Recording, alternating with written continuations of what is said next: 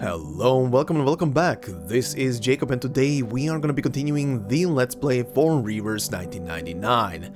And today we're going to round up the last bits and pieces of Chapter 7 with the intermission chapter and see what the hell is in it. Apparently, like you guys said, this thing is very short, but we'll see. We'll see how it's going to turn out on the recording and everything, because, you know, commentary and stuff could be longer. But I'm looking forward to see what is gonna be in this thing, and hopefully it's gonna be a bit of fluff. I think after everything in Chapter 7, I would like some fluff. I would like some chill stuff to round up the chapter. You know what's also a very interesting thing to point out that I only realized minutes before I started recording this? This is episode 37. We are finishing the main story stuff, the first big arc and everything, today on episode 37. I did not plan this. I absolutely did not plan this, but it's a very nice coinky-dink how this turned out. How did we begin this journey through this game and we are ending chapter 7 completely on episode 37? What are numbers? Do I need to ask 37? Do I need to ask the actual 37 to run me the math on the probability of this thing? But yeah, I only realized that right before the recording, and I find it absolutely hilarious that this is gonna be the episode to round up everything. But yeah, this is gonna be the episode where we're also gonna watch the trailers. I did see you guys point out that one of the trailers, I think it's the main trailer, apparently has some copywritten music in it as well. So all I'm gonna say right now is I'm gonna try and upload just that part to YouTube, privated, just to see if it's gonna trigger something.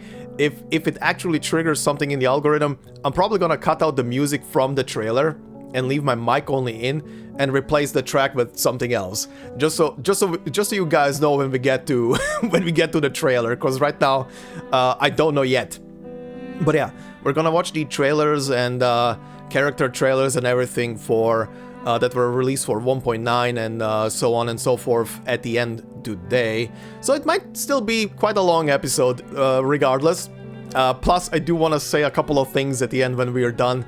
Of course, I didn't get to do it last time. Last time I was a bit out of it with the ending and everything. But yeah, we're gonna do all of that today. So let's begin, as always, with on the previous part.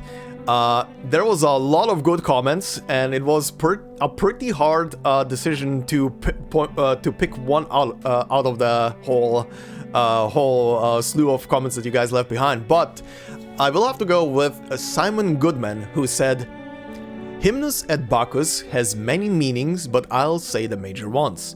So, how Six interprets the story of Socrates. Socrates chose to be involved by arguing with people and showing the flaws in their beliefs, and for that he suffered as the people rejected him and made him drink the hemlock.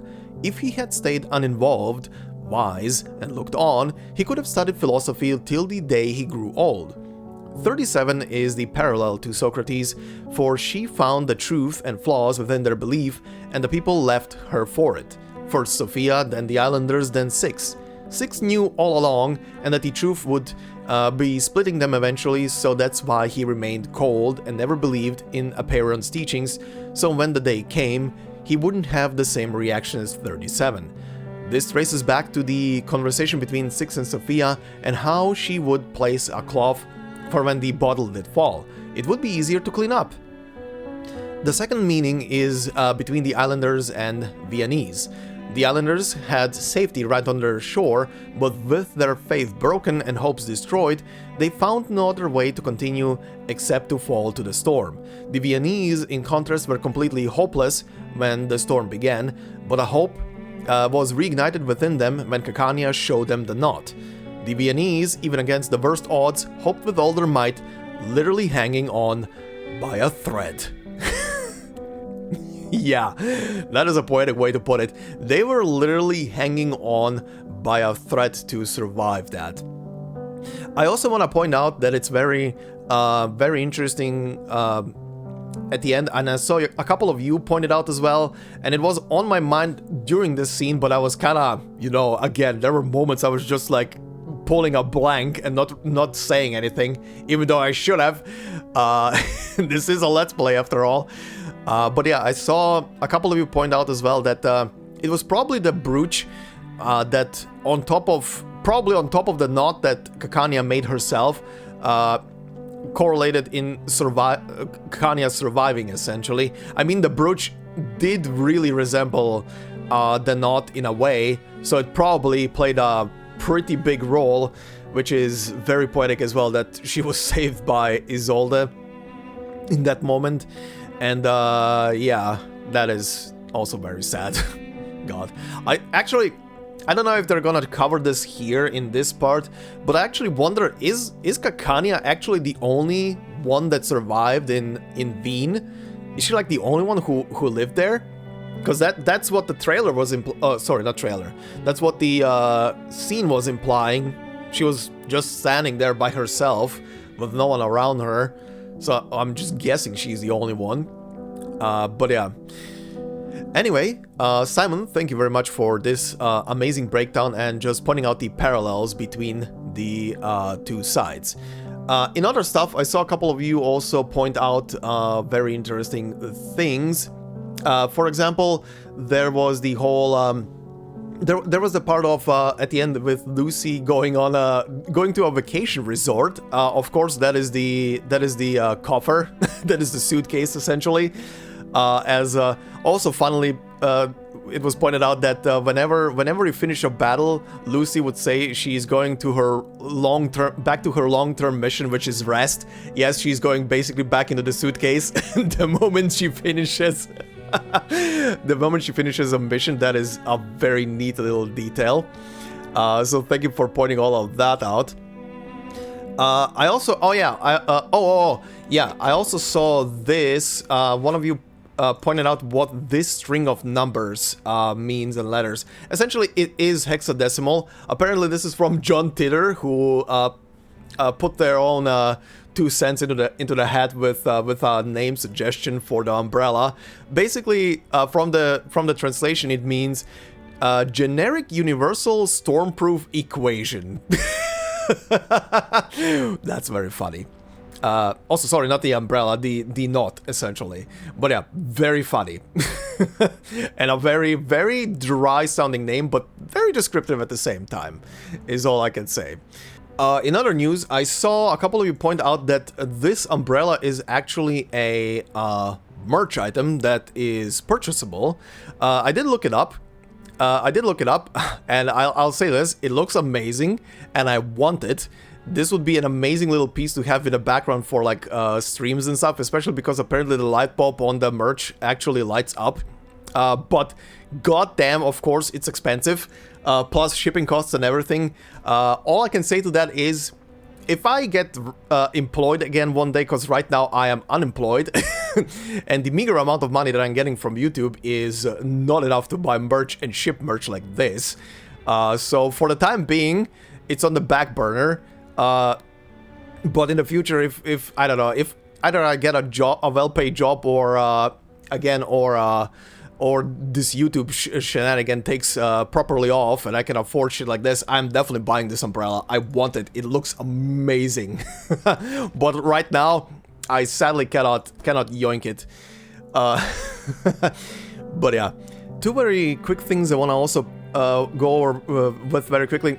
Thank you for first and foremost to anybody who left the comments of who you got on the thumbnail for part 35, mostly from the ones that I pulled together from the ones who did respond with that. It seems that most of you did get, at least again from the ones who responded, that most of you got Sophia as a thumbnail, which is interesting. And I'll give you a statistic from YouTube once that is finished, but that's gonna be probably another week until it compiles the numbers. But I'm very, very curious how it's gonna correlate between with what you guys responded to me and what what the actual statistic is gonna be like. It's gonna be interesting, regardless. It's gonna be interesting. As a final note, I saw a couple of guys pointing out that Chapter 8, Tropicus, is probably best consumed with 2 stories that came prior. I can't remember the actual names of the stories, but I remember one was the event that was... both were actually very recent stories. The event that came with a J, and I think the other one was called Route 77, right? Those 2, because they introduce apparently characters that appear in this next main story chapter. So we'll see. It's gonna be a couple of months probably until these get reintroduced into the game, but regardless, we do have quite a lot of stuff to cover anyway, so I can bide my time. I mean, my current plans, as I stated last time, my current plans are gonna be to go through the Uluru games story that is currently available, and when 2.3 lands, the new Uluru games story is also gonna be in the game. It's gonna be live, and like I said, I plan to do this one and finish it, and then immediately jump into the new Uluru games and play through it while it's live. So I'm actually excited to see that one, because it's gonna be the first time I'm gonna be covering a story in this Let's Play for something that is absolutely fresh and live. So that's gonna be fun. The other thing I saw you guys point out would also be a good thing to start on is the roguelite mode, Series of Dusks, considering this place in the background of, what was it, Chapter 6? I will be doing that, but for now, Uluru Games is gonna take priority, and then we're gonna jump into, once those 2 are gonna be done, then I'm gonna jump in with the Let's Play into a Series of Dusks. Because if the two new side stories, the most recent ones, are filling in some blanks for Chapter 8, I'm probably gonna wanna go through those and see them and get to know the characters first before, you know, before I just jump into it and don't have the full context and stuff like that. But yeah, anyway, that is that, and that is for the future. So for now, let's see the curtain call. Ooh! Wait, do I get a costume for you? I do, don't I? Oh, she looks adorable. Emotion and tranquility. Oh, she looks adorable. I like this way more than the other free costume that I got for her. Okay. Well, let's see. That is Regulus. The long journey wears you down. It's only your force of will that has carried you this far. But the rocking pirate is still filled to the brim with energy. She finds a smooth, flat rock that still holds some warmth from the sun, taking a seat before raising her drink in a toast toward the horizon. The last can of Dr. Pepper rests beside her. That's the stuff. Nothing beats a Dr. Pepper after saving the day. Uh-huh. What? Are you worrying about other things? We just took down Arcana and snagged the storm immunity. Why not kick back for a minute, mate? I'll give you the fact that we snagged the storm, but I'm not buying the Arcana stuff, and neither should you. The best bit about this whole thing is I ended up with 2 ships in one day. I'm still baffled that you actually got 2 ships, I'm not gonna lie. Let's treat ourselves to fizzy drinks and get all puffed up today! Oh, okay. Take the last can of Dr. Pepper. I thought you'd prefer celebrating with coffee. What? Was it? Actually, wait, was it? No. Take the last can of Dr. Pepper. Why wouldn't you celebrate? There's no earthly reason to decline such a kind offer. To Vertin! It's a fine respite. As she said, there is nothing stopping you from enjoying the refreshing flavor of the bubbling soft drinks. Uh-huh. What does the great rocking pirate think of this voyage? Do you think we'll ever make it back to our own time? I have to go thanks for the Dr. Pepper. What does the great rockin' pirate think of this voyage? Aside from my sinking ship? Not too shabby. Plenty of adventures, surprises, and treasures. The only problem? This bloody island. You know, this reminds me now talking to her again. Ceres never got back into action. They only showed her having the vision of it for like a brief moment and then nothing came of it. I was expecting something. Huh. Unless that is something for the future? So many rules! Can't even eat beans without getting a lecture. What's with the Abraxas biting people? What's with people biting people? Uh-huh. Don't they understand that rules are made to be broken? Wrong game. And you're missing a baseball bat. No way people this obstinate could ever write good lyrics. Can you imagine? 6 spitting rhymes. I'm dead. Oh my god. 6 doing a rap battle with someone? With the Regulus? Yes. But let's be honest, that last meal was absolutely smashing. They went out with a bang, didn't they? They did. Striding into the storm to prove their beliefs? How cool was that? I was half tempted to join them, but I reined it in. Not today.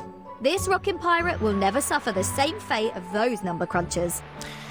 If you would have walked into that storm, I would have tied 37 to a rope, tossed her at you, let her bite you, and then reeled you back in.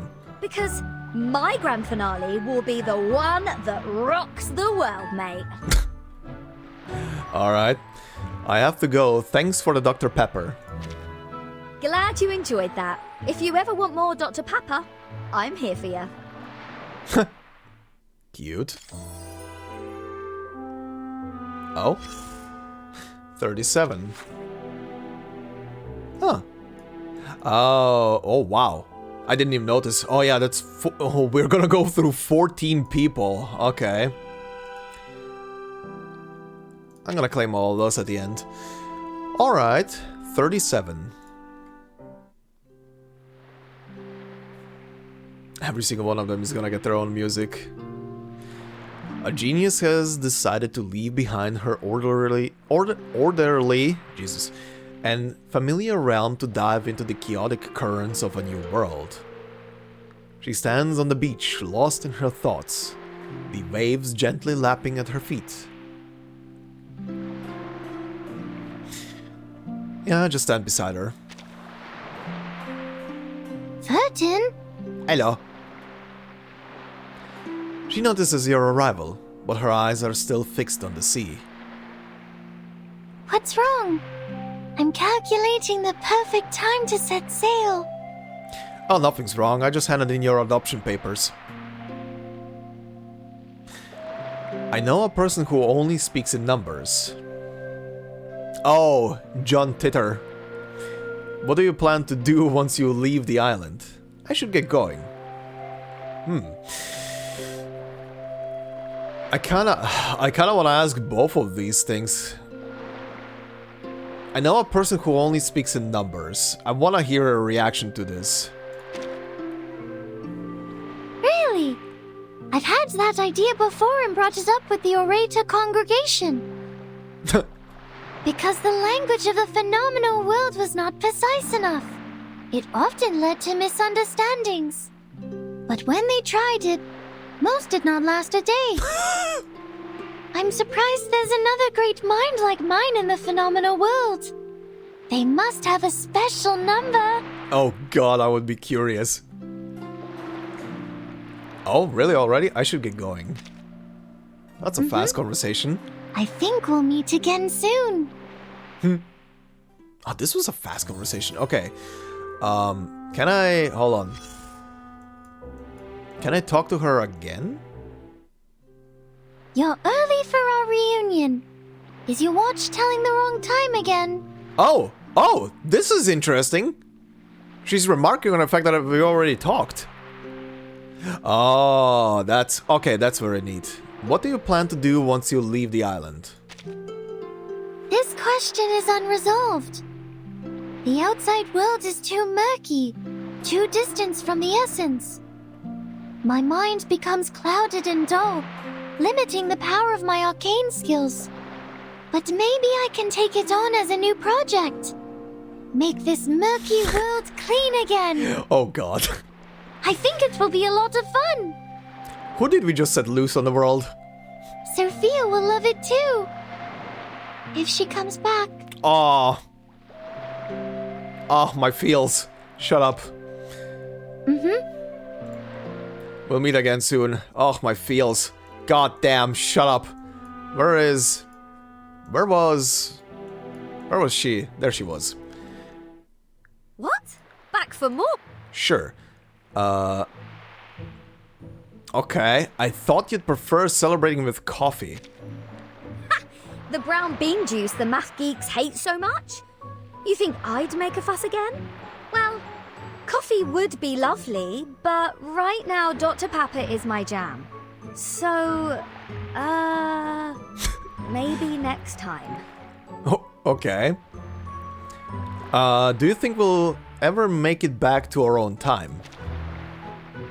Of course. We already have the Equilibrium umbrella saving us from the storm. Just gotta put it into production and distribute it worldwide. Give it 100 years, and bam! It'll be the year 2000 in no time. Alright, maybe that's a bit too long, but we can find a better way for sure. And there's no solid proof that the storm only takes us back to the 20th century, is there? What if, as the dorky biter would say, there is such a thing as a white crow? Excuse me. The dorky biter. Such a thing as a white crow, huh? Maybe the next storm will take us to the future. A future where we can sail into space. Oh, I'm gonna be a rockin' space pirate, that's for sure. And we'll pop over to Leo and see if any aliens are up for some rock and roll. Good lord. Glad you enjoyed that. If you ever want more... Okay. Well, that would be surely interesting. If that came to fruition. Anyway. But yeah, no, for real, that would be absolutely insane if like the story in the future suddenly goes, the storm fast forwards us into, I don't know, the 21st century or some shit, 22nd century, just jumps massively ahead. That would be nuts. Anyway, that 768 nautical mile flight was barely a warm-up for the pilot and her trusty broom.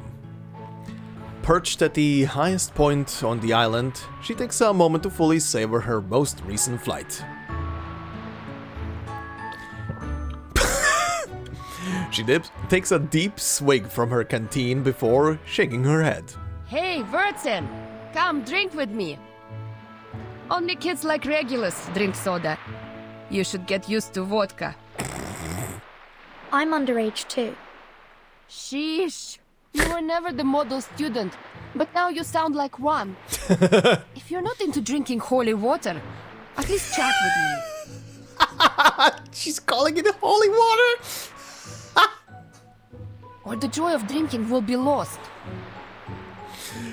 What the hell? Okay, why did you decide to become a pilot? Have you heard anything from Zeno? Why did you decide to become a pilot? Now that's a topic to get the sips flowing. Who isn't up for a little reminiscing while drinking?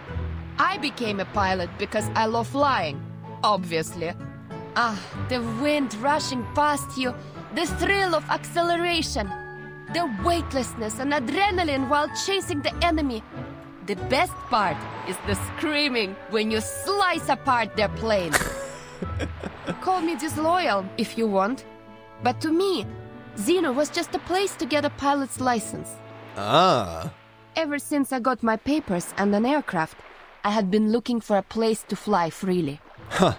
In Xeno, I needed a mission to fly. At the Foundation, my role would have been reduced to a mere instructor. So I looked for a place with endless problems, where I could have unlimited fun in the air. Well, happy to oblige. Can you guess where I ended up? No. Your suitcase. Alright. Пока! Maybe you can join me for another ride sometime. Not like the last time when you were sick, but in an actual air fight. Oh god. Oh good lord. Okay, back to the beach. Sonetto. Okay, hold on. I wanna hear the other conversation as well. Ready to catch the wind? Or did you... Have you heard anything from Xeno? Xeno? It's a party over there. They've been wanting to erase Arcana from existence since 1999. Oh yeah, they're celebrating right now, hard probably. And they finally did. The bomb flattened the entire military base, leaving nothing behind. The authorities have officially confirmed her death. Now everyone in Xeno is celebrating the victory. There was a commendation ceremony. Even the dogs were honored with medals. But accolades mean nothing to me, so here I am, talking to you. Well, thanks. Пока! Not like the last time when... Okay. The goodbye is always the same. Okay. Fun. What about you, you little goober? The little lady is trudging along the beach, dragging a suitcase stuffed to the brim behind her. Oh god. She rarely travels with much luggage, usually preferring to tuck everything into her dress. You can't help but wonder what she could have brought along that would be worth all this trouble. Is there a gentleman who can help me? Oh, it's Vertin! Hooray! Could you act the part of a gentleman and help me carry this suitcase? What's in it? The moving pictures of Typhon I chose for my new island friends, including Typhon and the Auto Island, Typhon and the Pegasus, Typhon and the battle against Jupiter. All are perfect gifts for new friends. Also, I don't know what the audio mixing on her is right now, but she's so much louder than everybody else. I know what you're worrying about, but don't worry. Miss Morsel approved my request, so I asked the Foundation to make copies for everyone. Even though she said something like, no copyright issues in this time and year. Is copying not right in this era? Typhon never cared about such details when sharing with friends. You notice strips of black plastic peeking out from her suitcase. They appear to be films. Could you carry the suitcase for me? Bless your heart. Of course. Leave it to me. Oh, Celebi. It's better not to expose the films to open light. You take the case in your only free hand. Thanks again, Vertin. Say, do you happen to know of any dark and empty rooms? We can enjoy Typhon's moving pictures on a wall there with our new friends. There is a lot of caves on this island. How have things been at the Foundation? So there's been another storm. You can leave Typhon to me. Oh, all three are different this time. Okay, how have things been at the Foundation? Thank you for asking, Vertin. Everyone at the Foundation may look tough, but they're all really friendly. You see, they only ask for 500,000 Sharpodontes as the compensation for turning the Foundation building into a treehouse. Let me guess, for you that is chump change. 500,000. Can you believe it? That's not even worth a dragon's heart. I have a feeling the so-called compensation was just a gesture to alleviate my guilt. They were too considerate to embarrass a lady.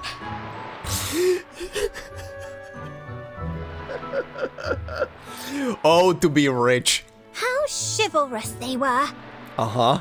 Besides, I also got acquainted with the great Musbuanish. Oh god. She is a lovely lady who has been guiding me through the foundation.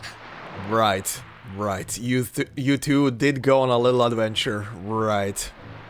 I would have loved to hold a ball to show my appreciation, but Mr. Carson told me that if a lady always responds with, "I need to think about it," then her answer is no. Perhaps she's not into balls. Have you known Ms. Buanish for long, Vertin? Could you possibly share her interest with me? Oh my god, please let me just say Sonetto. Ah, oh, come on, that would have been amazing. Anyway, you can leave Typhon to me. I knew it, Vertin. You must really enjoy lugging suitcases around. I mean, one of them is her home, technically.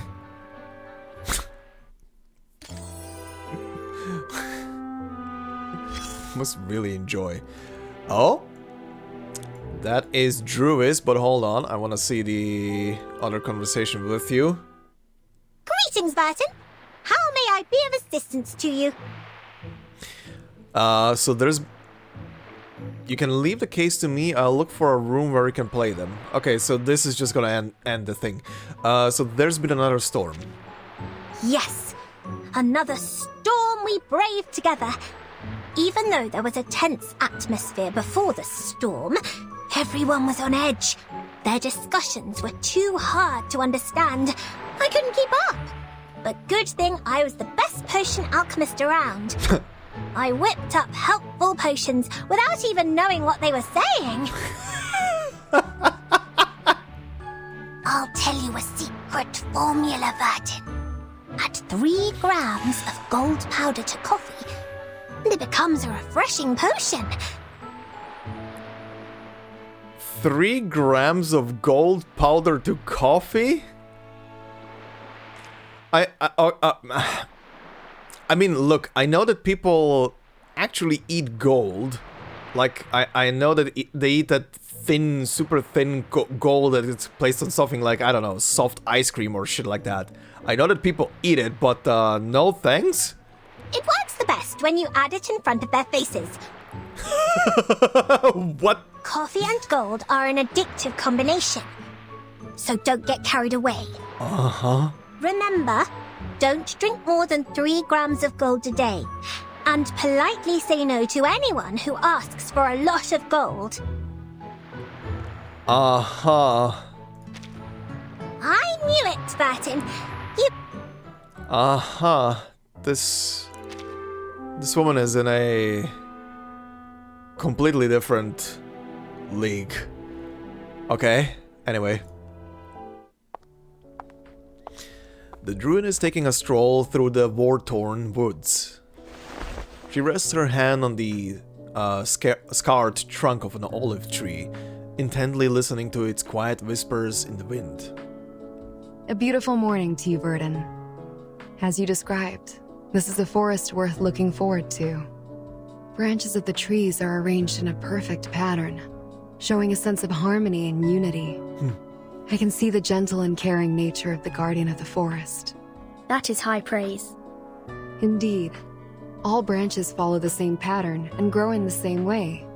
The edges of squares give rise to triangles, and the edges of triangles give rise to squares. Alright. I may not be familiar with this trimming style, but I can hear the trees humming with joy. That pattern is called the Pythagoras tree. I have heard of this Pythagoras. He was a mathematician. Little did I know that his theorem could be expressed on trees. My respects to the sagacity of the ancients. Alright, how have you been keeping? Arcana has finally been defeated. I should get going. Okay, how have you been keeping? I am grateful for your concern, Vertin. I am well. The Foundation did not make it hard for me to repair the square. Instead, they collected data on the potential damage that the proliferating plants could cause to the Foundation's infrastructure. They also thoroughly examined the growth potions made by Miss Sotheby. So it seems our next protest will need a new strategy. It won't be as easy. They're deploying countermeasures. I would love to talk to the trees again. They are delightful. Farewell for now. Alright, who's next? Oh, Lucy. Okay, hold on first. We meet again, Vertin. Are you here to talk to the trees too? Sure. Arcana has finally been defeated. Defeating Arcana. I am not certain she can be defeated. To defeat an entity like her, one must first understand her intentions. Manus Vindicte's purpose is clear, but Arcana's is a mystery.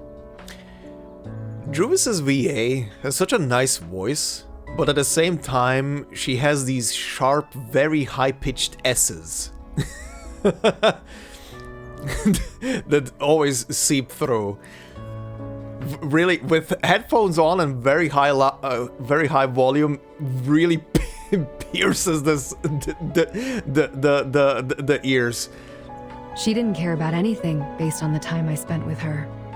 In accordance with the laws of nature, fruits fall, seeds take root, and trees bear new produce. The tree can be pruned, its fruit thinned, and even cut down to change its appearance. Yet the inherent law of nature cannot be altered. To me, Arcana is like an unchangeable law, one without any purpose. It cannot be overcome, just as it cannot be changed. That's an interesting analogy. Like an unchangeable law, one without any purpose. It cannot be overcome, just as it cannot be changed. I would love to talk to the trees again. Okay, that was an interesting one. Alright, Lucy. A lady sits in front of the IDM, her expression emotionless. She places a hand on her face, her fingers carefully running over her cheeks, as if they were unfamiliar. Oh, right. I forgot to mention that at the beginning. I saw one of you guys point out as well how throughout the whole chapter, especially, or rather after the experimentation began on the incantation for the circle, how from that moment onward, every time Lucy would speak, she would become more and more robotic. Like at the beginning, she's a robot even at the beginning, but there were a bit more emotions and stuff, and she was playfully interacting with everybody, but it was very noticeable at the end how much more of a machine she became, because obviously she did suffer tremendous damages, even though they might not be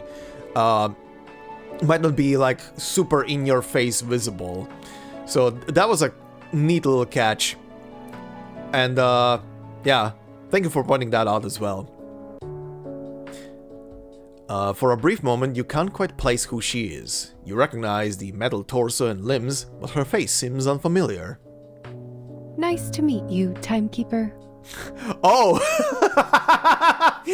She's in her holiday attire, I see. So... Okay, so... I wonder if they're gonna be updating her model, like in the future with a new skin or something. Because now it seems to me like the longer she's on holiday, the more of human parts she keeps getting added to her, right? Now she has actual normal hair. The skin portion is obviously going through the shoulder now. The paint or whatever it is. I do wonder if they're gonna completely update her in the future. With like a full-on just human-looking body with a couple of metallic pieces poking through here and there. I have intended to visit you, but training interfered. Forgive me for meeting you like this instead. Oh yeah, and the thing that she was carrying as a necklace around her neck is now on her left arm. Training? Yes, training. I was instructed to leave Laplace and go on a vacation. Just as I was wondering where and how I was going to accomplish this task, Madame Z recommended your suitcase. Yep. So I prepared this spare body for easier communication with the members in your suitcase. Considering the presence of underage individuals, I opted for a softer material. Hopefully, they will be comfortable with the temperature of my metal. What? As for my training, it is to master the art of resting. I would like to inquire how does one define the concept of resting? Resting is when you stop working for a while. Resting is when you focus on keeping yourself in good shape. I'll catch up with you later. Okay, let's go in order. Resting is when you stop working for a while. Apologies for the interruption, Timekeeper. This is a paradox. My work has ordered me to rest. If I were to stop working, then I would have to stop resting too. Please provide an alternative suggestion. Oh god. Oh no, I'm trying to argue with a robot. I'll catch up with you later, we can discuss it then. See you soon, Timekeeper. Remember, we still need to complete the resting plan. Oh, will do. I'll talk to you in a second. Who's next? Oh, right next to her.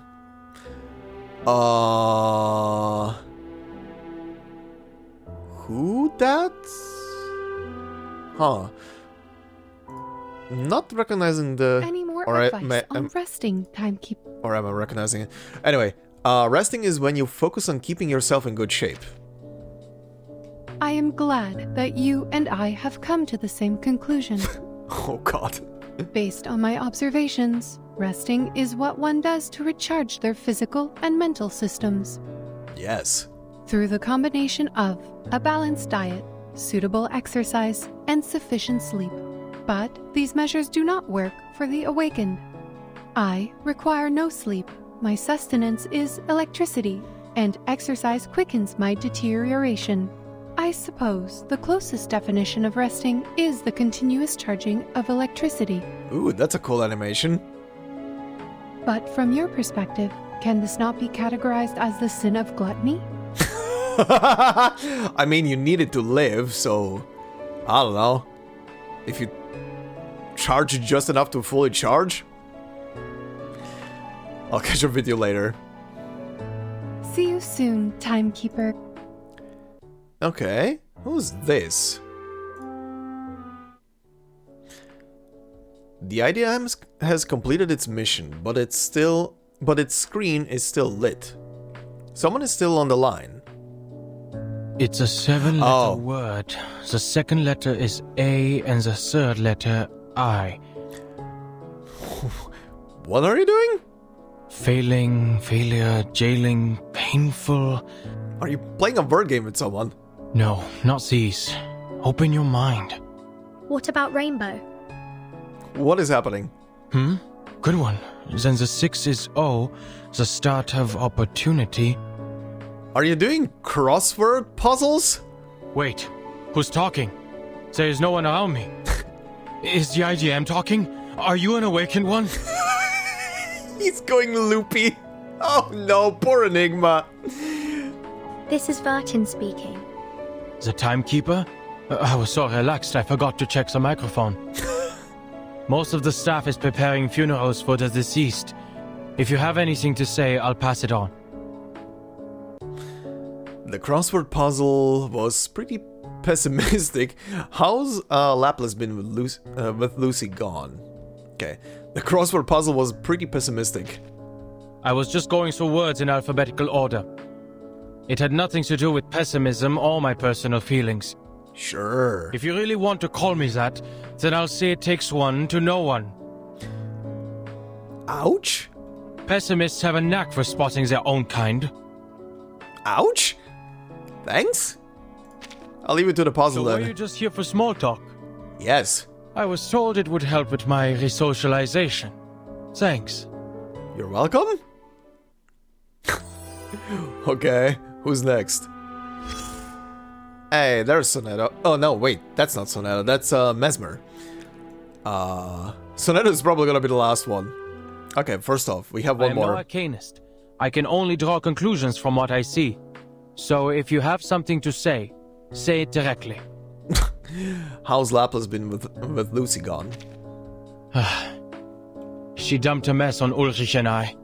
The research team will become its own department and focus on studying the equilibrium umbrella. And Ulrich and I are going to head it.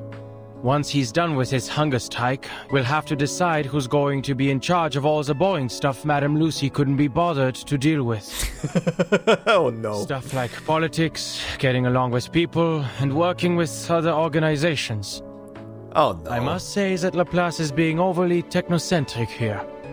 They couldn't find anyone else to head the department, except for this unsociable researcher, and this awakened thing that can't even show emotions like a normal person.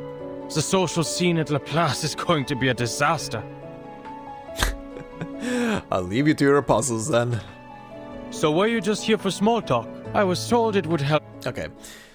Then they repeat, as always. Okay, Mesmer. The Dream Builder stands perfectly still by the sea, unaware of her surroundings. A stack of gilded white umbrellas lies piled at her feet. She keeps her very eyes shut, her body swaying gently in the sea breeze. Okay, I'm gonna test both later, but shake her awake. Stop it. Bring me more straps. I need to hold him down. She gestures with her hands, still in her dreams, as if she's stifling a scream.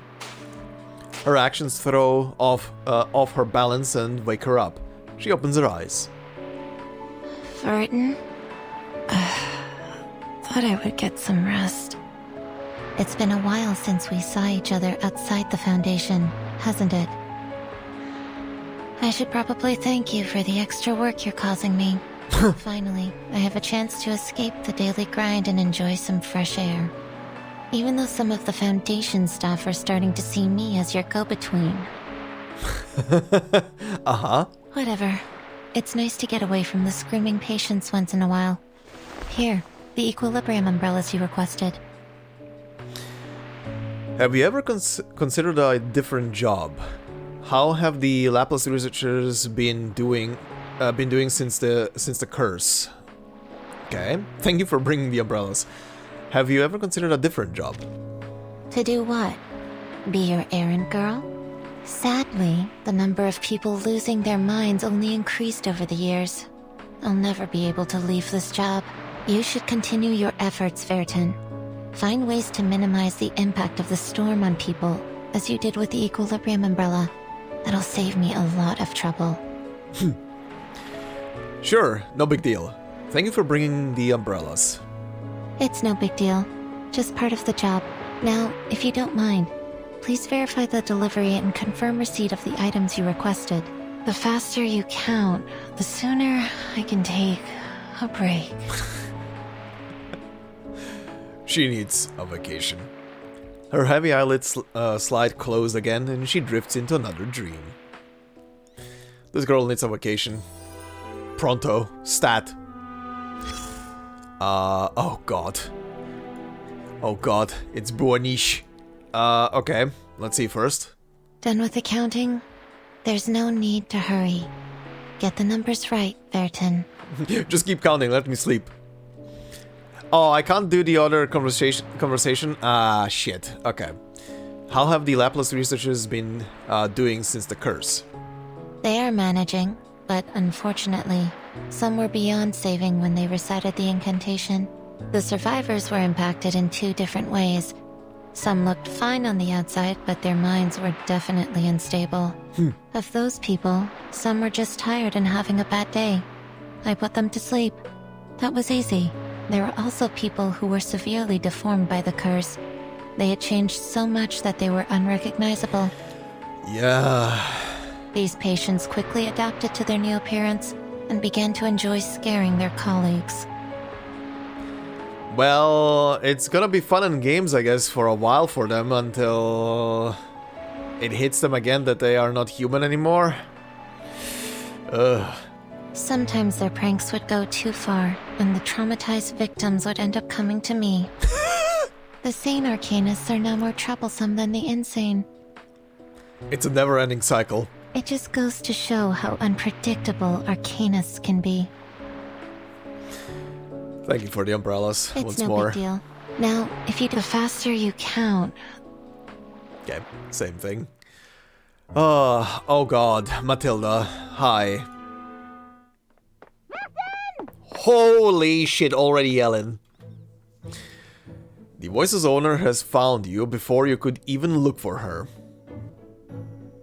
Like a trained athlete, the divination genius charges towards you, her orbiculum secured on her arm.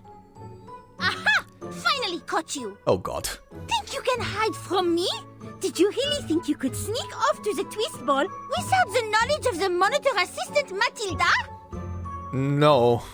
Twist ball? You can't fool me. The lovely Sotheby has given away the details of your plan. What plan? You should feel lucky that I'm soft-hearted and generous with other people's mistakes. Now, if you invite me to this ball, I will forget about what happened.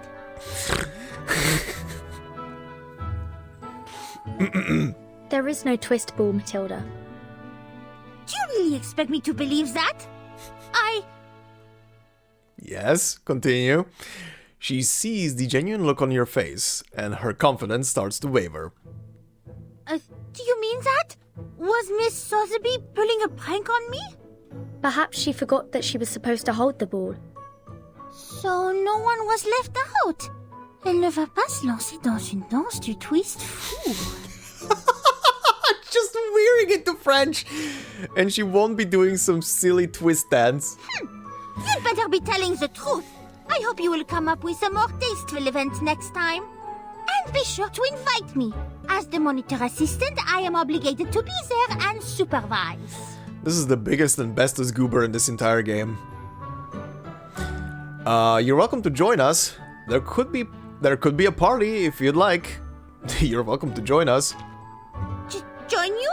You mean leaving here with you? Also with her? Yes, with her? You can't trick me into breaking the rules. I will become a Foundation investigator all on my own. If you annoy me, I'm gonna toss you to a room with Sonetto and I'll lock the door. I think your blood pressure is gonna explode then. And I will outdo you and Sonetto in this position. By then, you will be hoping to join me, not the reverse. Nice choice of words there. Would you mind excusing me? I'll catch up with you soon. Which is not another ball without me, I should hope. You're cleverer than this Vertin. You know you can't fool me. I will be watching. This fucking character. This goddamn character. Oh? Okay, hold on. Who is that? Oh, Madame Z! Okay, first. What is it? Something you want to tell me? I wanna see the other conversation with you. There could be a party if you'd like. I never said I wanted a party. Oh, really? Why the blush then? Unlike you, I've been keeping myself occupied as the monitor assistant. Sure. And I already have plans for my next holiday, and I will be visiting my mother in the one after that. Alright. If you want me at your party, make sure it is scheduled after my family time. Sure. And immediately bugger out of there. You're cleverer than... Okay. Fuck's sake. This character. Jesus. Let's see. Your direct supervisor chooses the perfect place to meet. It's not too eye-catching, nor is it so quiet that you can't find her easily. That is like the perfect description to apply to Madame Z herself, I would say. She's holding a medal in one hand and an award announcement speech in the other. Her thermos cup is left aside. Congratulations, Vertin. The Foundation is pleased with your recent performance. I am here to award you on behalf of the Foundation. She puts the medal and speech in a folder and hands them to you. I know you're not a fan of these ceremonies, so here's your medal and a brief statement on your achievements. Are people still celebrating at the Foundation? I can't express how much I appreciate your help, Madame Z. That is an understatement. This second sentence is an understatement. This woman needs so much appreciation. Are people still celebrating at the Foundation? You could say that. But some wasted no time in securing their next step. Of course. They're already seeking partnership with Laplace on the development of the Equilibrium Umbrella. The umbrella will allow the Foundation to move freely during the storm. The committee should announce a new bill on field investigation soon. The balance within the Foundation will shift once more. The politicians will be busy. Speaking of balance, we should be equipping frontline investigators with Equilibrium umbrellas as a top priority. You should, yeah. Is there a new mission? No need to rush, Vertin. Take your time and rest. Enjoy the company of your friends before you set out again. Don't worry about the reports. I'll handle them. You've been busy ever since becoming the Timekeeper, and you deserve a break. Thanks. You deserve a break as well. Like, holy shit, you deserve a break. Ooh, apple. Okay. First, the other branch. Is there anything else, Vertin? I can't express how much I appreciate your help, Madam Z. That was nothing compared to what you and your friends have done. Even though we now have the Equilibrium umbrella to shield us from the storm, we still have ways to go before we can truly understand it. We will get there, Vertin. Slowly, but surely. Okay, and this follows up with the same No thing. need to rush, Vertin. Enjoy the company. Don't worry about the... Okay, that's the same conversation. Alright, apple time. Red Fruit is enjoying himself peacefully in the wine cellar. He's getting drunk. Its rosy hue looks incredibly vibrant today, perhaps due to the wine. Good morning. Or evening, my lady. How are you even drinking, is my question. Just as expected. The wine on this island is exquisite. This apple, pledges to personally take on the task of documenting these wines and preserving their names for posterity. Of course. They will be called Cuvée Aperon, in honor of this respectable school of thought. Nice. But the school of Aperon has been divided. Regulars might disagree with the name, but the school of Aperon has been divided. It pains this apple to the core that such a talented group of scholars parted ways over philosophical differences, Miss Vertin. Disagreements are not always bad. Sometimes the spark of progress comes from the friction of ideas. The flaws in the foundation of calculus weren't discovered by a mathematician, but by a theologian heavily involved in the study of religion. And for that, we should be grateful to him for bringing it to light. His insights revealed weaknesses in the concept of infinitesimals, prompting a need for improvement. Thanks to his criticisms, mathematics was spared from becoming a palace of errors and lies. This apple believes that the current differences in the school of Aperon will eventually lead to a greater unity. How did you say that again? Aperon. You really rolled that R. We should toast to differences. I should probably be off. Bon voyage, Miss Vertin. Bon voyage, apple. Okay. I'm not sure I'm recognizing who that is. What's the icon? Oh, X. Okay. The other branch. Would you like to learn more about this wine? Sure. Regulars might disagree with the name. That should not be a problem. She is still too young to drink. And this apple knows that deep down, she isn't as annoyed by the people and this island as she seems. Huh. In fact, she is a natural at adapting.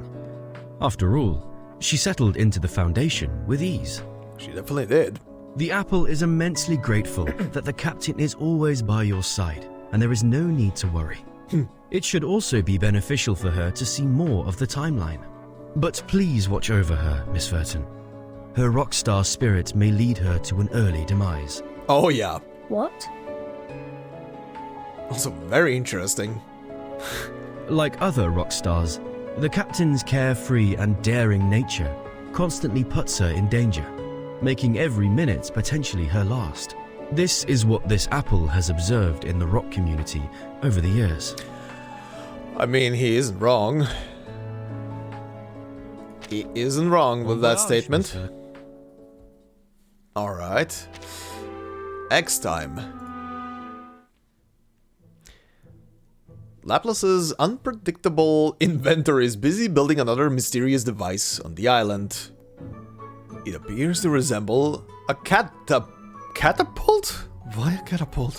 What is he doing? Hey, Vertin. What a lucky surprise. Hello, my coffee aficionado. What is happening? I'm setting up a new Goldberg machine. Oh, God. This place is going to be a hub. Uh-huh. When a seagull glides over the ocean and builds a nest on one end of this lever, a stone will be flung from the other end. Uh-huh. Which will fly all the way to...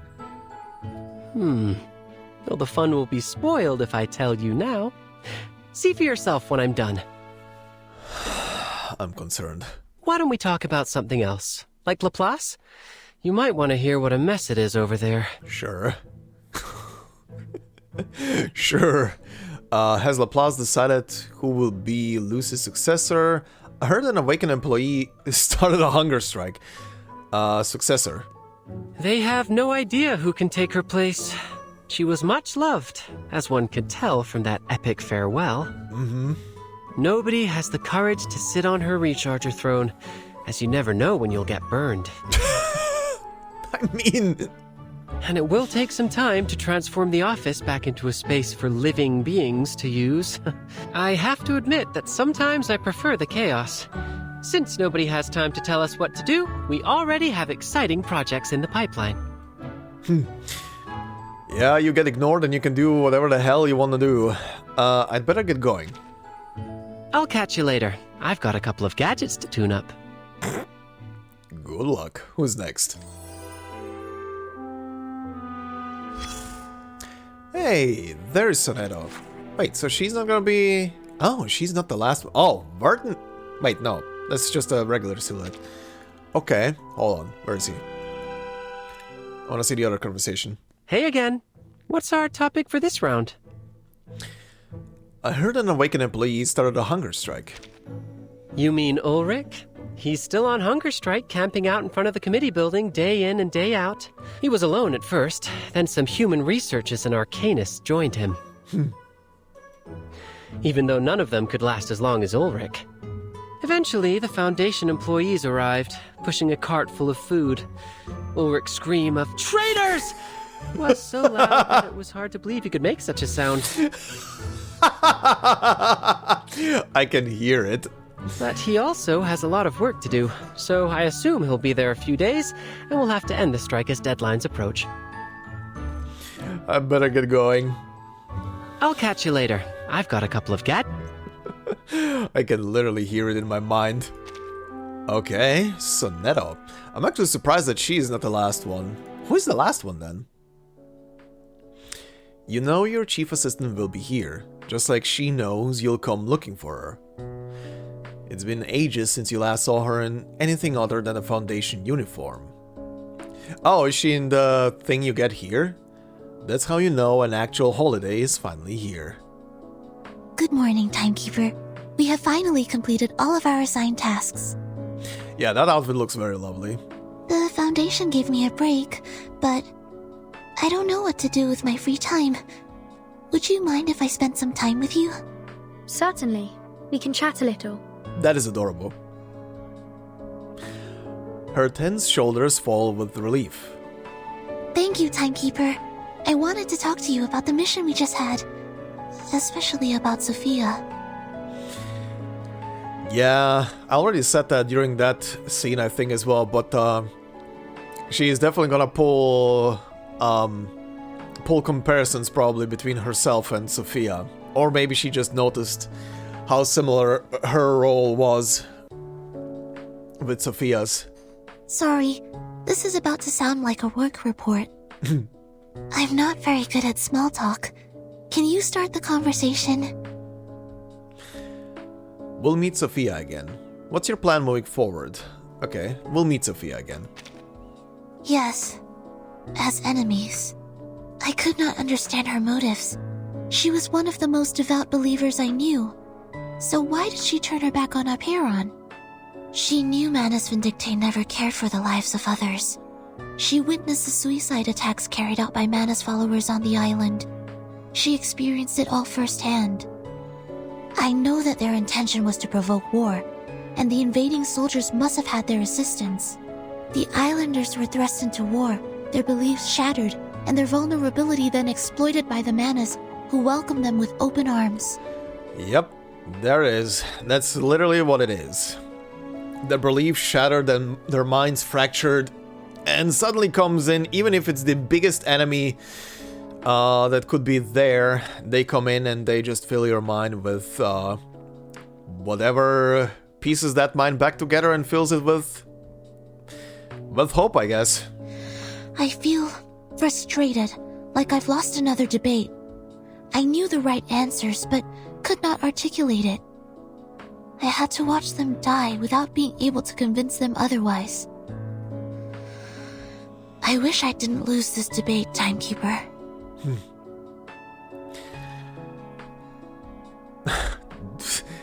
Sorry, I have other things to tend to. It's okay, Timekeeper. Don't let me keep you. I'm not going anywhere. Aww. We can talk later when you have time. Who's the last one? Oh, radio. Okay. Also, whoa. I just noticed these over here. Hi. Uh-huh. Okay, first. Other branch. I'm here, Timekeeper. Are you free now? What's your plan moving forward?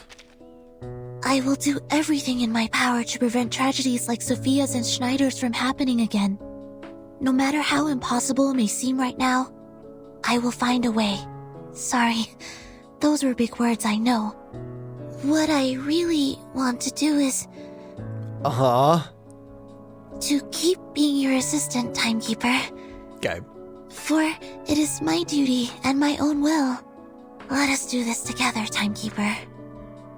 Very adorable. It's okay, Timekeeper. We can talk later when... Very, very adorable. Okay. Radio. The green radio is basking under the sun, bathing in its warmth. Since she doesn't have a human face to make expressions, it's hard to read her mood. However, since the fifth dimension's Aquarius is playing from her speakers, it might suggest she's in good spirits. She snaps up the moment she notices your presence, and the music shifts to a 4-note motive, just like Beethoven's Fate knocking at the door. Hello? Miss Vertin, what brings you here? Have they finally decided my verdict? I hope my recent actions were enough to prove my innocence. Oh. She shivers nervously, and the music seems to crackle along with her. Of course, in fact, we couldn't have achieved any of this without you. Could you find a person for me? Oh, that's an interesting one. Of course, in fact, we couldn't have achieved any of this without you. Really? That is wonderful news. I am relieved to hear that I have been helpful. These past few days have left me on edge, wondering if they would pry open my battery cover or submerge me in formalin, or even take me apart in search of enemy signals. Thank you for your confidence in me, Miss Vertin. So, am I allowed to move freely within the Foundation now? I could use a little cleaning, polishing, and perhaps a coat of wax, if I can find someone to do it. I shall leave you to your leisure. In that case, why don't we enjoy a little pampering time together? Pampering time? We could slather ourselves in machine oil, bask in the sun, and let the rays zap our impurities away. Uh-huh. Sounds lovely. Hey. Claim all of that. Claim the outfit. Lovely. The lake is overflowing. It's cold, just like a flowing line. Wait, where am I? Get rest. Okay, that is acquired. Let's see the other conversation. Find Miss Vertin? Could you find a person for me? Certainly. Which DJ do you have in mind? Or are we looking for updates on a particular politician? From AM to FM, I'll scan through all the frequencies just for you. The name is Erd. Ah. Oh, this is sneaky. Putting this at the end. Ah, the biographer. She is the reason we embarked on this great journey. What intrigues you about her? I can't be sure. It's just a gut feeling. Oh, I didn't mean to pry. I will gladly help and pay close attention to the name. If it comes up in the news, I'll let you know right away. Oh, that is neat. In that case, why don't we could slather ourselves in... Oh, that is neat. Okay, I think this is it then. I don't see anything else. Nothing else is popping up, right? Okay, this was a neat little roundup. I guess this is it. Yeah, okay. Okay. Well, one final thing left before I before I voice my thoughts and everything on the whole chapter and stuff. Time for the trailers, so let's go and watch those. Alright then, so let's begin with the 1.9 version trailer and see what's in this thing. This is a long trailer. This is a over 6 minute long trailer. Okay, so like I said at the beginning of today's episode, if this trailer will trigger some kind of copyright stuff, I will be uploading it separately just to see if anything happens on it on YouTube side. But if there is no sound from the trailer playing, but there is instead some kind of background music or whatever the hell, just to have some background noise, well, you'll know. You'll know why I removed the noise from, or the sound of this specific trailer. But anyway, let's begin with this thing.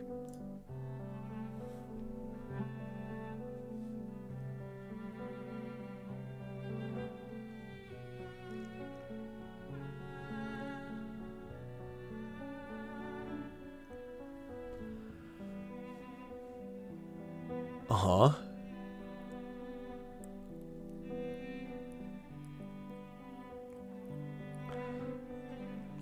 Oh, I think I know why this is copywritten.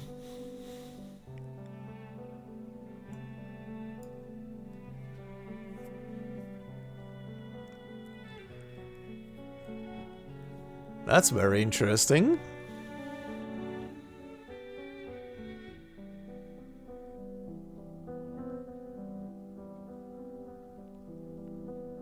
Uh-huh.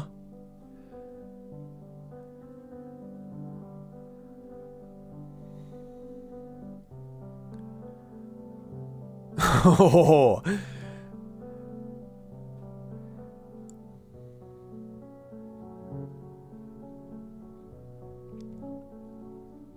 Damn, they put effort into this thing. Oh my god, Enigma. Check on the progress. There is none. I'm afraid you'll leave disappointed, Madam Lucy. Send this to everyone. This is La Unua. We must share this with everyone. Oh wow. La Unua Tiaklo. Wow.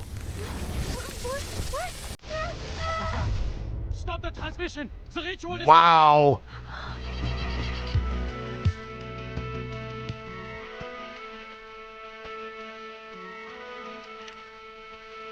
Talk about spoilers. Holy. Jesus. Wow. Uh-huh. I swear, if in this thing they show Sophia in her Manus robe.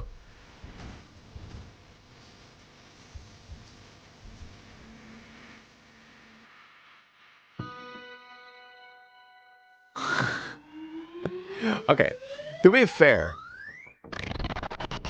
It is a big moment that they are spoiling in this, but I am a tool. but yeah, still, it's kind of like a big moment in the story, you know? You might have maybe wanted to not have that in there. Feel it. Ah, so this is what we call a sense of danger. The light that illuminates all. Circuits functioning properly. I, robot, child of science. Alright, unit showcases. Welcome. Arcania. I saw you, Suzumiya, at the door. The future. I'm not sure what it will be like, but I know I will get there.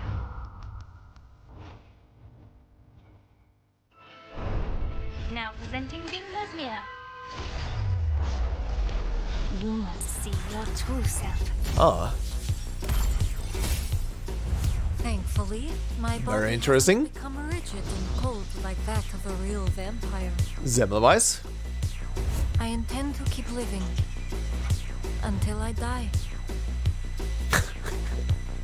I mean, feel like a splash of red. Close your eyes. It will all be over. she's a pretty good free unit. Quite honestly. All the costumes.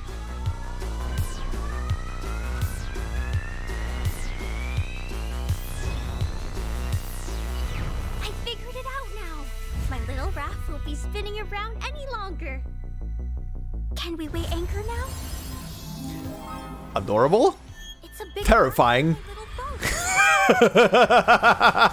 Ah, yes, typical Jessica.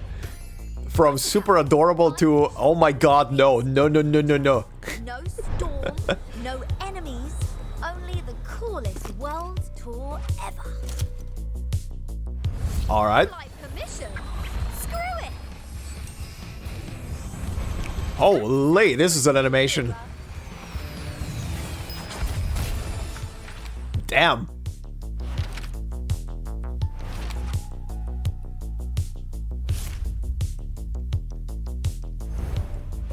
Oh yeah, there's also a character story. God, I'm gonna have to wait for that. The character story for Lucy. That was probably part of the event. Or rather, part of the menu.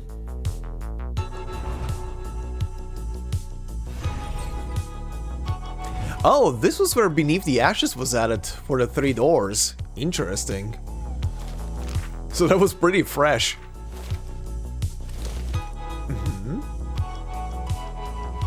What the hell was that thing on the right? Don't think that's an enemy that I fought yet.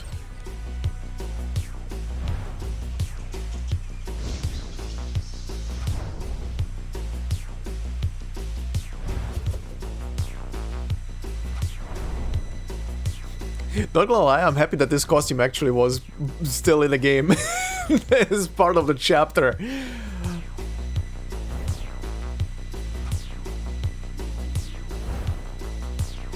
Oh, Matilda was here? Oh. I kind of believe that Matilda was just, you know, the free... another free 5-star that you get. I didn't realize that she was added as a free... as a freebie during 1.9. Oh, that's interesting.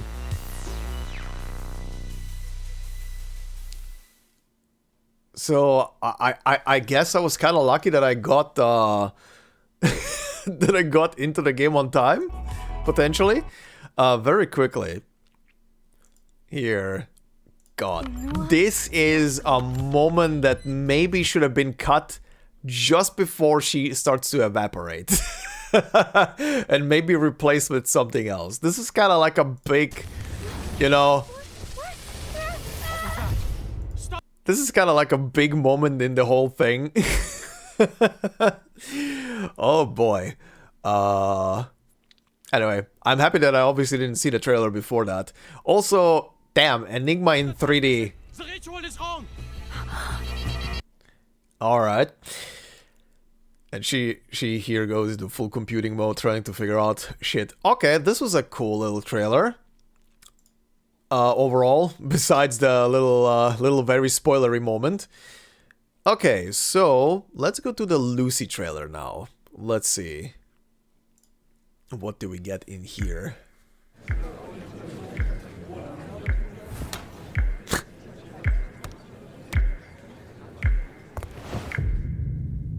Uh-huh.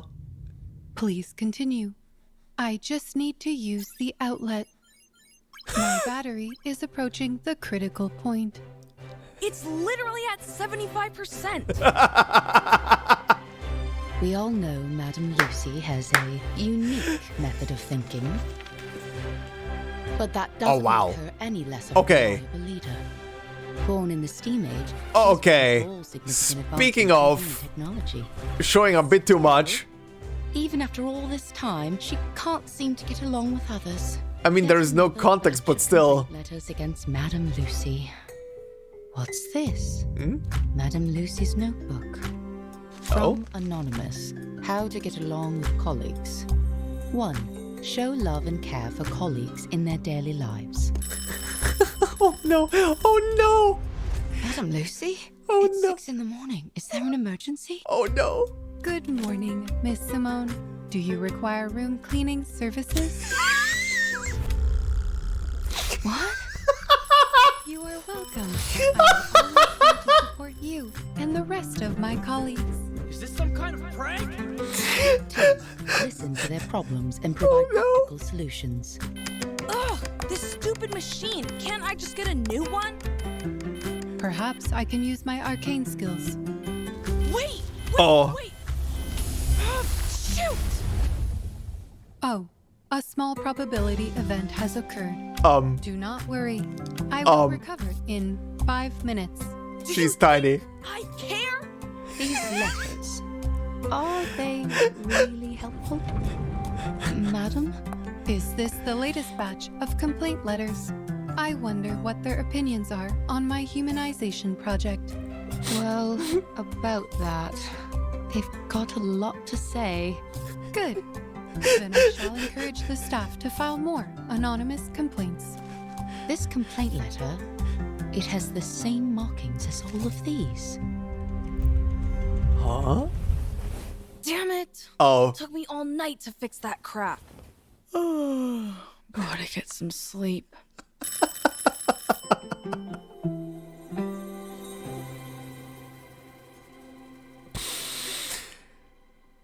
This might be my favorite character trailer. Oh my god, the stupid, where is that scene? Hold on, where is that stupid scene?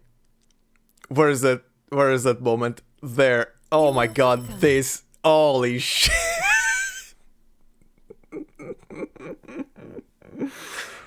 Oh my god. This might be my favorite character trailer. This was stupid. This was stupid and amazing. What the fuck? Okay. Okay, next is Cacania. This one is probably gonna be chill and depressing as fuck. Oh, 3D! Ashamed of their mental illnesses. To be never seen mind. going to a psychiatrist Not is 3D. considered a disgrace. But please, don't worry. I have my own way of protecting my patients' privacy. Uh-huh. There we go. Clara, didn't you know our expectations for you as a lady? What? Do you understand what you've done? You spoke against the professor, then snuck into his wife's room to do some arcane treatment. We paid for your schooling so you might build connections, not for you to become a swindler. I'm not a swindler. That professor gave a speech on mental illness while his own wife was suffering. Yet he ignored her to hide his disgrace. Which matters more, father? Connections or a woman's life? Enough! You are a shame to the Winglers, and a shame to the whole of Vienna.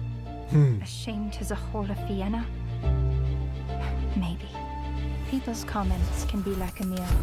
What do we expect to see when we gaze into it? A successful businessman? A respectable scholar? Or a so-called lady of class? No, I see none of them in my reflection. It may be that for my patients, my help is nothing more than a sin rope for those trapped in quicksand. Oh, wow. But at least I can give them the hope of getting out. And if I can help those people face up their demons, then I can still hope to one day change the world.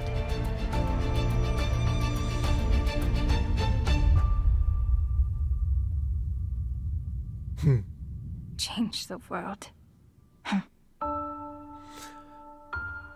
It's a pleasure to meet you, Dr. Kakania. Uh-huh. Huh. Interesting. Okay. They do have these little glimpses in these trailers that are just maybe showing a tiny bit too much. But okay, I guess when you need B-roll for something in the background to make it impactful. Okay, I found this. This was uploaded in the same like literal line of trailers when 1.9 stuff was coming out on the official channel. Laplace Scientific Computing Center trailer. I have no idea what this is, but this was mixed in between everything. So let's just see what this is about. Oh yeah, very quickly, forgot to say, I was back then, I think you guys also remember, I was polling on the Kakania banner back then, but I can't remember. I think I got the off banner 6-star. I think. I don't remember clearly anymore. I know I didn't get her, but I think I got another 6-star instead, if I remember correctly. Anyway. Imagine a place where technology and the arcane arts don't just coexist. I'm about to watch Tron. Hand in hand. It isn't a fairy tale. This is the Laplace Scientific Computing Center, an institution that dances on the very edge of And now it's Matrix. Our research knows no boundaries, fears no depths. At Laplace, challenges inspire creation. Exploration, revolutions. Far from mad scientists, we are visionaries of the civilization of tomorrow. Within this ivory tower... This trailer right now... sorry for pausing. This trailer right now reminds me a tiny bit of the Rhine Lab trailers that were released for Arcanists. Has a very similar vibe, minus the whole green and matrixy look. Humans and Arcanists collaborate to make every idea proposed, and every action taken is to challenge the ordinary. But yeah, the presentation is very similar. Our vision is to empower humans with arcane arts through technology, creating devices that can make these abilities accessible to all. It's true, we can be a bit rebellious and a bit arrogant, but in our ever-changing world, how could we claim to have all the answers? Together, let's... Uh-huh. Are you sure you don't want to do a new take, Madame Lucy? Yes, Miss Simone. This video will be more than sufficient to show our true face. Is that your idea of a joke? Laplace Scientific Computing Center. Exploring the unknown with courage. Forging the future with technology. Laplace. I hope Lucy manages to catch herself a bit and regains a bit of the build-up humanity that she built up for herself, but lost due to all of the shit that happened. Okay, final thing. The Window to the Other Worlds, A Series of Dusks. So I want to see the trailer for this as well, because this was also released with that.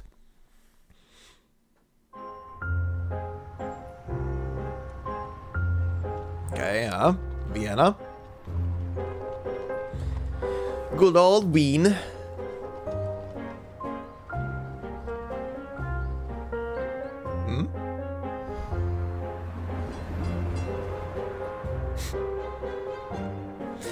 Interesting trailer. They're using the little... Okay.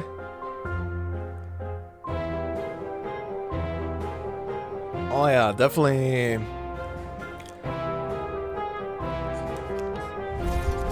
Definitely is reminding me a tiny bit of integrated strategies in Arcanists. Definitely has that vibe. Oh wait, was that... What did it say? Oh, Oh, she is free from the mode. Okay.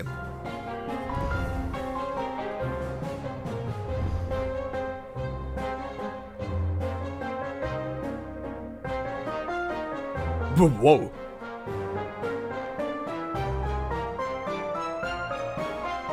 Uh-huh.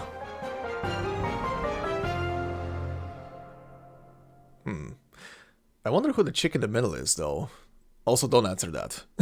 Probably gonna learn from the mode. Okay. Okay, this was an interesting collection of trailers.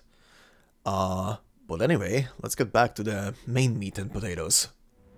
Alright then, well, this has been definitely a journey through this chapter. This was a huge chapter on top of it.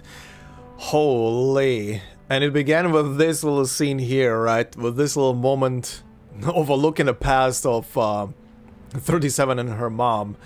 Again, I will say this, I don't believe that they played this card with her mom here, especially in that one scene later as well, where we see her pass the test and then break down upon learning the truth. I don't think this is this is gonna be the end of seeing her mom. I think there's gonna be something else that they're gonna show in the future. Unless I'm wrong, unless I'm misinterpreting, we'll see. I just have this dumb feeling that this was played for more than just the reason of this chapter, to show her. Again, I did say this already. I do believe that the body that Arcana was using was her mom. I saw also you guys bring up the counter argument to it. Wouldn't they recognize her or her number? Like 37 would recognize her number. Not necessarily if the pilot is the one overriding, you know, the soul, the number of the soul. It's a completely different person in that sense. But yeah, there are obviously quirky little things. But again, just in general, I think this beginning here was played for a more bigger purpose for later. At least that's my feeling. Considering the story is not over and there is quite a lot of things to go through still, you know. But this was already a definitely interesting start, and then the way it was continuously evolving. I will say though, I'm very happy that they brought in just... I mean, this is a personal thing. From my perspective for the Let's Play, I am super happy that they reintroduced this this here right before as I was going into chapter 7, because this was a highlight, especially the story for 6, and it helped so much for the story in general, just to understand 6 as a character, and then going into this chapter and seeing the conclusion of what is happening with him. The stuff that was happening at Laplace was also amazing. Getting introduced to Ulrich and seeing his, Lucy's, and Enigma's dynamic and how they were evolving through the whole thing. I do love it, and I saw you guys as well pointing out how much you enjoyed the dynamic between Ulrich and Enigma. It's pretty great. I love their little back and forth and their little relationship. It was absolutely amazing. Then the scenes with the test and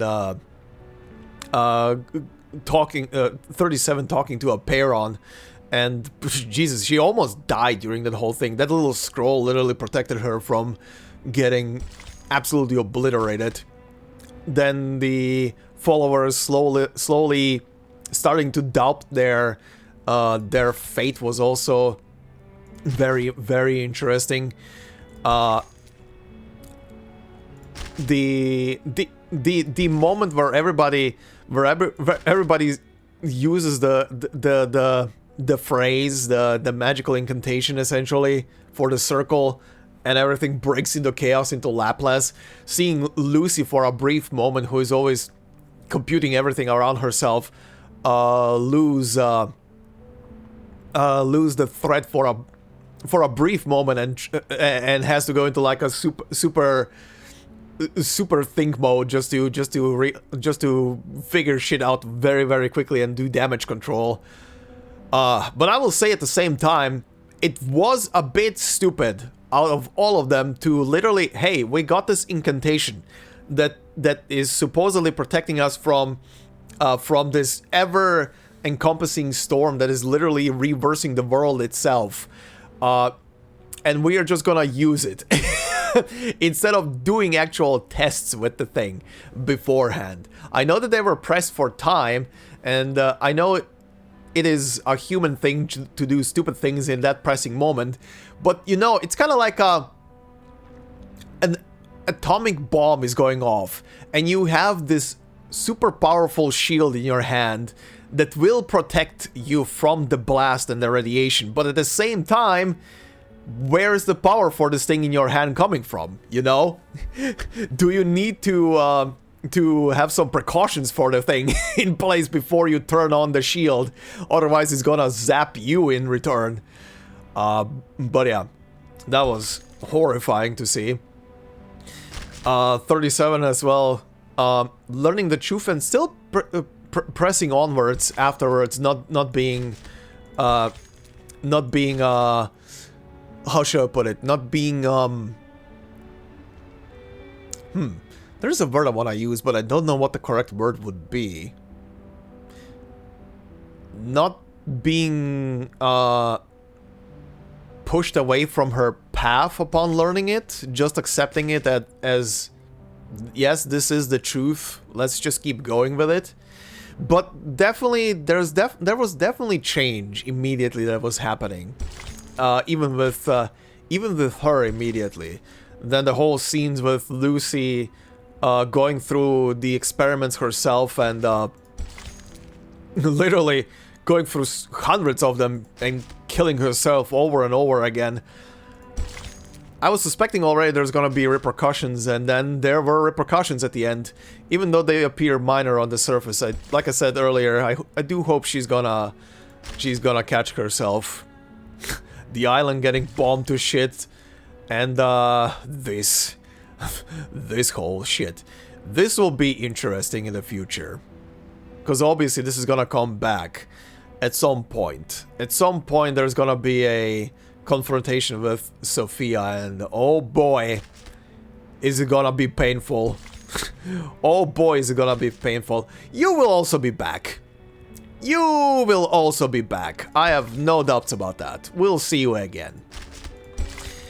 But yeah, the downfall of the entire island from this point onwards. Their beliefs shattered. They split into two groups. Holy, that was a lot. Then this part specifically, like Jesus. What else to say there? One thing I will say is, again, I'm very happy that they brought back the story for the stories for 37 and 6 that were included with chapter 5 back when that was released. Again, painted such a great picture about 6, and pretty much this chapter 7, answered the one question that I had after his story, if he still remained himself, or if the memory transfer that he received, the knowledge transfer essentially, did overwrite his personality. Technically speaking, now in hindsight, I don't believe that even the other members of his bloodline essentially were like had their personality overwritten. It was more like the overbearing truth that they learned that shattered their belief that they had up until then. Basically, they thought that the overbearing truth, the truth that they learned in the cave would be, you know, to see the light, the order, everything neatly organized, yada yada. But the actual truth behind everything is that the universe is just chaos. Numbers are constant, but even numbers can be chaotic. And that's the reality of the universe when you look at it. It's just chaos. It's chaos that is working.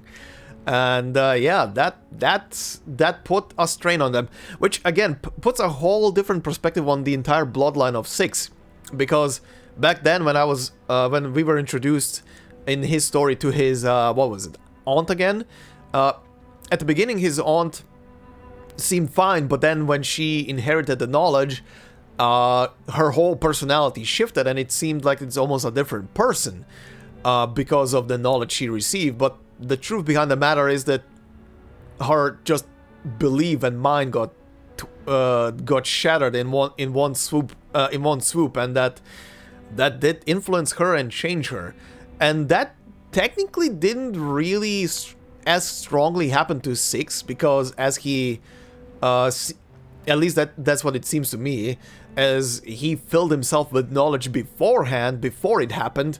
When it happened, he didn't go full despair mode, but he still distanced himself from everybody else. As literally pointed out in the comment that I was reading today, he just saw it coming. He just saw it coming. He saw the divide coming, and he just didn't want to be involved into it, so it doesn't really, as selfish as it sounds, so it doesn't impact him, and he can keep on going and keep the people that are gonna keep on living on the island, well, organized, and keep on doing the research that they were doing so far. I wonder if the island is gonna return in the future with the stories, and we're gonna see what is happening there with them. Also, again, as pointed out in the comment of the day today, 37's whole shtick with Socrates and that comparison really plays well into the whole thing. One thing about 37 that I will point out that I noticed during this chapter as well, and now thinking back on it, is how much she has changed as a character as well, from back when we meet her. Because after she does learn about the truth, she does change in one significant fact, and it is mostly shown through how she reacted back when her very own mother got hit by the storm and turned into a geometrical object, essentially. How back then she reacted with a sort of joy and happiness towards that, because in her perspective, her mother became one with the essence, right? But here, after she learned the truth, and even if she is still going on to just get involved more and more with it, and still perceives it as, yeah, it's the truth, it is what it is, I'm just gonna keep going and keep on doing my thing, her personality still changed, because now that she knows the truth, and she knows that the emanation is not salvation or anything else, or them joining in with the essence, it's hitting her differently. As shown, she was desperate, screaming and yelling and trying to tear away from both Vertin and Six, as both of them were necessary to hold her down. Otherwise, she would have literally ran into the group as they were having their final dinner, essentially, as the storm was hitting them. Definitely shows how much she has changed as a character. She does feel the panic of the moment, does feel the grief of losing someone now. And especially as well after what happened with Sophia, and Sophia pretty much splitting herself away from them. Definitely even more pushed her probably in that direction. So yeah, that is that. Another thing is, the analogy of the cave here is kinda upside down, isn't it? Like, in the actual analogy, it's the people inside of the cave are looking at everything outside as the actual truth, while the islanders are in reverse. For the islanders, their cave is the truth, the salvation, the happy little corner they have, while everything outside of the cave, the rest of the world, is the chaos that they were trying to avoid, which again brought it even more to fruition once they learned what the truth is, that it's just pure chaos. anywhere you would be, so that even split them even more apart. But yeah, the one group that stays with 6 now on the island is more than likely just gonna keep on doing what they were doing, like I said. Probably just out of tradition, probably not even pure belief. If any of them believe still properly, they are probably mostly doing it out of tradition. Tradition's sake, just to keep going with life. While the group that was the hardest believers among them literally just went, well, fuck it, if that is the truth, let's go out with a bang. There's nothing more to it, I guess. But yeah, that was definitely a super hard decision. And yeah, umbrella stuff. I wonder how this is gonna keep on evolving, because now we have a solution to the storm on like an per individual person basis. But I wonder how much more they can evolve this. I mean, they can definitely evolve this to something like more widespread and stuff, but it can't be the permanent solution to the storm. To just have these knots all over the world spread around just to suppress the storm from wherever it's happening. I have a feeling that if that would be the case, if you would spread like something like, I don't know, force fields around cities or something that are powered by these giant knots or whatever the hell they could manufacture out of it. I think if you suppress something as strong as the storm into, or rather compress it into a single point, because everything is being shielded away from it and it doesn't have room to spread, I think that could cause even bigger problems. But I don't know. At least they have a solution now for per person, so that's something that they can fall back to. And it's gonna be interesting to see how Laplace is gonna keep on going now with Enigma and Ulrich in charge, sorta, and Lucy away. But yeah, this was a chapter, this was a journey, and oh, and the thing I just forgot to mention here, the other character growth that was really visible from 37 and audible on top was, again, the scene of her calling out to Six as he was walking away, and then literally for the first time ever using his actual name was that one shook me. That was like the big punch in the gut, at least to me, that signified, yeah, this character definitely has changed. She's gonna be an interesting character also to watch how much more she will change as she interacts with people in the suitcase and everything, and people around the world, wherever she's gonna go to. I wonder how much stuff she's gonna be involved with in the future. But yeah, this was chapter 7. A big piece, a big arc of the story is with this done, I guess. But yeah, anyway, like I said at the beginning of this video, next, I'm not gonna be doing our anecdote today. Might be already noticeable, considering the video will come close to probably 2 hours, judging by stuff. So I'm gonna leave that for next time. I'm gonna debate this amongst myself first, but I might do a double anecdote for the next episode and do Diggers and where is she? Mesmer should be. Actually, wait, no. Mesmer's is still. Is it still in this thing?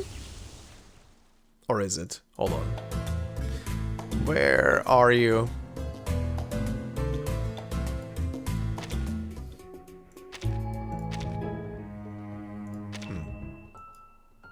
Wasn't it part of this? Maybe it went away. Shit. Actually, wait. They get re-added, I think, once the event is completely done. Or did I scroll by and I just was completely blind?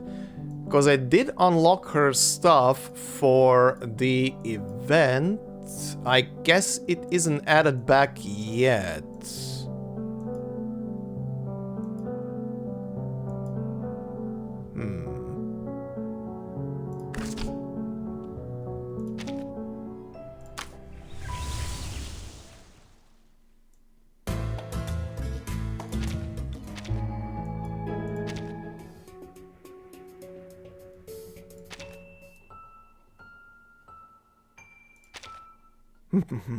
Okay, I think it was in its own menu unless it was removed.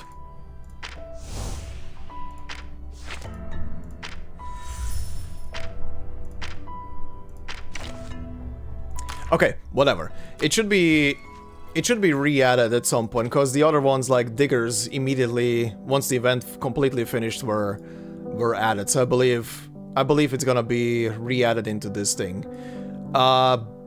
But considering I want to combine them into a single episode, maybe I'm gonna do them then instead. Maybe I'm gonna do them. I'm gonna wait until they add Mesmer then back in and do them both in one go, because that would make more. That would feel more appropriate to me. Okay. Anyway, considering that they are not currently in, I guess the next time I'm gonna be jumping into Uluru, and checking out this event story. Unless by some miracle, when is this thing ending? Can I see that? 2 days. Okay, we'll see. We'll see what happens. She's a picture. We'll see what happens then. Okay, but anyway, if it doesn't get added on that day, I think when I'm recording the next part, I think we're gonna begin with the Uluru games, the first story. I'm gonna check this out, and once that is done, gonna jump straight into, I believe that 2.3 should be out by then, step into immediately the second story right after this one. But yeah, anyway, still in the picture, neat. But yeah, anyway, I think this is where we're gonna end this episode. Sorry for the ramble here at the end. I do have to go over a couple of things, but yeah. Anyway, thank you very much. I hope you enjoyed. More to come, of course, as always. There is so many more stories, of course. And I guess for the time being, considering that, like I said again at the beginning of this video, Chapter 8 does require some knowledge from the other 2 stories that came right before it, I'm probably gonna bide my time with, right now, with the Uluru games, then with the with Dusks. There are still a lot of anecdotes to go through, and by that time also other stories are going to be added. I believe with 2.3 they should be also adding another of the old side stories back in, so that's going to be another thing to check out. And oh, I didn't know that they. Matter the distance, I'll make my way back to you. That was lovely. I didn't know that they can speak from the picture. Okay, the more you know. But yeah, sorry. But yeah, this is where we're gonna end this part, and next time I guess we continue as said. So, I hope you enjoyed this. Apologies for the ramble once more. But yeah.